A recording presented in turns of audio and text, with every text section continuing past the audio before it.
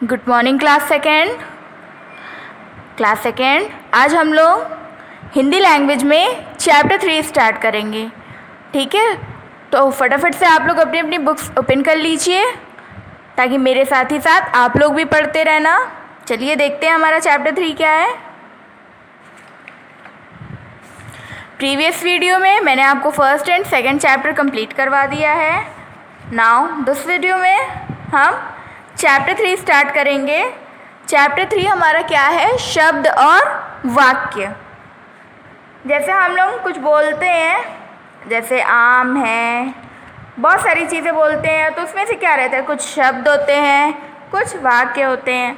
तो आज हम इस वीडियो में शब्द के बारे में पढ़ेंगे। ठीक है, कि शब्द बनते कैसे हैं या कैसे किसी शब्द का अर्थ निकलता है। चलिए स्टार्ट करते हैं।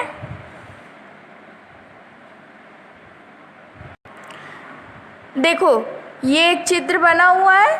चित्र में देखो क्या क्या है, क्या दिख रहा है आप लोगों को? ये लड़की झूला झूल रही है, ये लड़का झूला आ रहा है, ये जो है तो ये माली है, ये क्या कर रहा है? ये पौधों में पानी डाल रहा है। और ये पेड़ है, घर है, फल है, ये सब बहुत सारी चीज़ें दिख रही है ना। देखो ये नीचे लिखा भी है कि चित्र में पेड़, झूला, बच्चे, माली आदि दिखाई दे रहे हैं। ठीक है, ये सभी शब्द, जैसे कि ये आपका है पेड़, झूला, बच्चे, माली आदि, ये सब क्या है? ये सब अनेक वर्णों से मिलकर के बने हुए होते हैं। ठीक है, यानी कि एक एक वर्ण को मिला करके अगर हम लोग कोई शब्द बनाते हैं तो उसको क्या कहते हैं? उसको शब्द कहते हैं। जैसे देखो ये लिखा है ना पेड़, तो ये क्या है? पा है, पा के नीचे हलंत का चिन्ह लगा है, फिर प्लस ए। तो पा, जैसे मैंने आपको बताया था कि छोटा की कोई मात्रा नहीं होती है, छोटा की मात्रा की जगह पे क्या रहता है? ये हलंत का चिन्ह रहता है। ठीक है, तो ये पा के नीचे देखो ये हलंत का चिन्ह लगा हुआ है, फिर प्लस ए की मात्रा होती है ना। तो पा में ये देखो ए की मात्रा लगी है, तो ये क्या हो गया? पे। फिर ड़ा के नीचे भी हलंत का चिन्ह है, प्लस आ। ठीक है, तो इसको मिला दिया अगर, तो इसकी तो कोई मात्रा होती नहीं है, तो ये क्या होगा? ये ड़ा के नीचे से हलंत का चिन्ह हट जाएगा। ठीक है, तो ये क्या हुआ? ड़। तो क्या हो गया? ये पेड़। फिर देखिए वैसे ही ये क्या लिखा है? झा है, झा के नीचे हलंत का चिन्ह प्लस बड़ा ऊ, तो झा के नीचे से हलंत का चिन्ह हटा करके बड़ा ऊ की मात्रा लगा देंगे, तो क्या हो जाएगा? झू।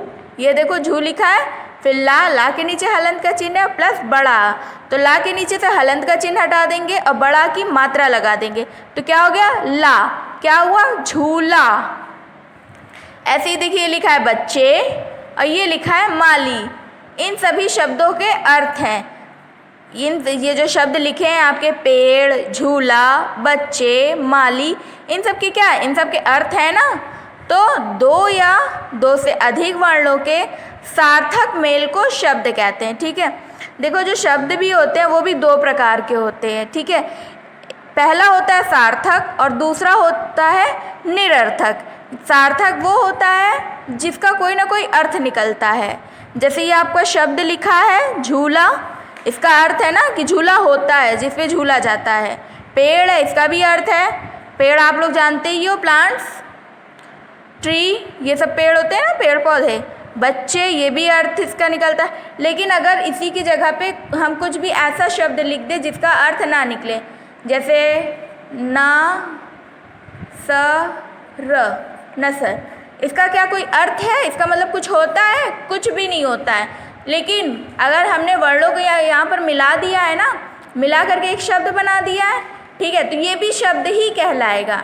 लेकिन ये निरर्थक शब्द, इसका कोई अर्थ नहीं है, लेकिन ये जो शब्द बनते हैं इसके अर्थ होते हैं। ठीक है, तो वही चीज़ यहाँ पर लिखा है, यानी कि शब्द की परिभाषा कि दो या दो से अधिक वर्णों के सार्थक मेल को शब्द कहते हैं। ठीक है, अब देखो, यदि वर्णों के मेल का कोई सार्थक अर्थ नहीं निकलता तो उसे शब्द नहीं कहा जा सकता। यानी कि अगर कोई वर्ण मिला करके अगर उसका अर्थ सही नहीं है, यानी अगर उसका कोई अर्थ नहीं निकल रहा है, तो उसे शब्द हम लोग नहीं कहते हैं। ठीक है, यहाँ पर देखो क्या है कि अगर वर्णों के मेल का कोई सार्थक अर्थ नहीं निकलता तो उसे शब्द नहीं कहा जा सकता। जैसे कि अभी मैंने आपको बताया ना कि शब्द जो होते हैं वो दो तरह के होते हैं, एक सार्थक होते हैं और दूसरा निरर्थक। सार्थक शब्द वह होते हैं जिसका कोई ना कोई अर्थ निकलता है, और निरर्थक शब्द वह होते हैं जिसका कोई अर्थ नहीं निकलता। जैसे ये देखो, ये आपका लिखा है यहाँ पर ड़ा प्लस पे, अड़पे, क्या ये इसका कोई अर्थ है? कोई अर्थ नहीं है। देखो लिखा है ना, कोई अर्थ नहीं। अगर इसी को जस्ट अपोजिट कर दोगे पेड़, तो उसका अर्थ होता है। वैसे ही देखो, ली प्लस माँ, लीमा कुछ होता है? कुछ भी नहीं। फिर ला प्लस झू, लाजू कुछ होता है? कुछ भी नहीं। ये सब क्या है? ये सब बिना अर्थ वाले शब्द है, यानी कि इन सब का कोई अर्थ नहीं होता है। जैसे देखो, ऊपर दिए गए वर्णों के मेल शब्द नहीं कहलाएंगे क्योंकि इनका कोई अर्थ नहीं निकलता है। तो ये तो हो गया आपका शब्द, यानी कि वर्णों के मेल से अगर कोई अर्थ निकलता है तो उसे हम लोग क्या कहते हैं? शब्द कहते हैं। या आप ये भी बोल सकते हो कि दो या दो से अधिक वर्णों के सार्थक मेल को शब्द कहते हैं। तो आई होप आप लोगों को शब्द समझ में आ गया होगा। अब इसके बाद है वाक्य। जैसे कि अभी आप लोगों ने शब्द पढ़ा कि वर्णों के मेल से शब्द बनते हैं, तो वैसे ही शब्दों के मेल से वाक्य बनते हैं। ठीक है, जैसे मान लो हमने ये वर्ण को मिला करके शब्द बनाया ना, माँ प्लस बड़ा आ प्लस ला प्लस बड़ी ई, है ना, तो ये क्या हो गया? माली हो गया। वैसे ही अगर हम जो है तो वाक्य बनाए, तो जैसे बच्चे प्लस झूला प्लस झूल प्लस रहे प्लस हैं। ठीक है, तो इसी को अगर ऐसे आप लिख दीजिए, बच्चे झूला झूल रहे हैं, तो ये आपका क्या हो गया? ये आपका वाक्य हो गया। जैसे देखो ये लिखा है, जैसे आप लोगों को मैंने अभी बताया कि सार्थक मेल को शब्द कहते हैं, वैसे ही वाक्य में भी होता है। जिस वाक्य का कोई अर्थ निकले उसी को हम लोग वाक्य कहते हैं। देखो, जिस प्रकार वर्णों के सार्थक मेल से शब्द बनते हैं, उसी प्रकार शब्दों के सार्थक मेल से वाक्य बनते हैं। ठीक है, अगर हम किसी शब्द को मिला करके वाक्य बना रहे हैं तो उसका कुछ ना कुछ अर्थ निकलना चाहिए। अगर अर्थ उसका नहीं निकल रहा तो वो निरर्थक हो गया है। ठीक है, जैसे यहाँ पर देखो एक उदाहरण दिया है, मैं क्रिकेट खेलता हूँ, तो इसका अर्थ है ना कि वो क्रिकेट खेल रहा है, तो वो अपने आप को बता रहा है कि मैं क्रिकेट खेलता हूँ।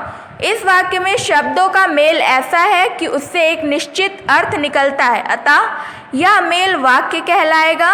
किंतु यदि हम शब्दों को इस प्रकार लिखें, हूँ खेलता मैं क्रिकेट, ये शब्द है सही, ये वाक्य सही है? बिल्कुल नहीं है, ये गलत है सेंटेंस। तो शब्दों का यह मेल सही नहीं है, अतः इसे वाक्य नहीं कहा जा सकता। जैसे ये आपका एक एक ये शब्द है ना, मैं क्रिकेट खेलता हूँ, ये एक एक शब्द है, तो इसको मिला करके जब लिखा गया कि मैं क्रिकेट खेलता हूँ, तो ये क्या हो गया? ये एक वाक्य हो गया। लेकिन अगर इसको मतलब कि आप लिखने से आपको मतलब है, आपने कुछ भी लिख दिया वाक्य के रूप में, लेकिन वो सेंटेंस सही नहीं बैठ रहा है, बोलने में भी वो थोड़ा अजीब लगता है। तो ये है ना, जैसे देखिए, हूँ खेलता मैं क्रिकेट, क्या ये सही है? ये गलत है। ठीक है, ये जो है तो ये आपका क्या है? ये सही वाक्य और ये गलत वाक्य है। ठीक है, तो ये हो गया आपका वाक्य, ये था आपका शब्द और ये है आपका वाक्य। तो ये चैप्टर आपका कंप्लीट हो गया। बहुत छोटा सा चैप्टर था, इसीलिए मैंने आपको एक ही वीडियो में ये आपको कंप्लीट करवा दिया है। अब नेक्स्ट वीडियो में मैं बुक फिल करवा दूँगी। ओके, तब तक के लिए बेटा आप लोग पढ़ते रहो और हो सके तो बुक्स ले लीजिए, क्योंकि बिना बुक्स के आप लोगों को प्रॉब्लम होगी, तो इसलिए बुक्स ले लीजिए फटाफट से। नेक्स्ट वीडियो में मैं आपको बुक फिल करवा दूँगी, उसके बाद कॉपी वर्क। तब तक के लिए आप लोग पढ़ते रहिए। Bye bye.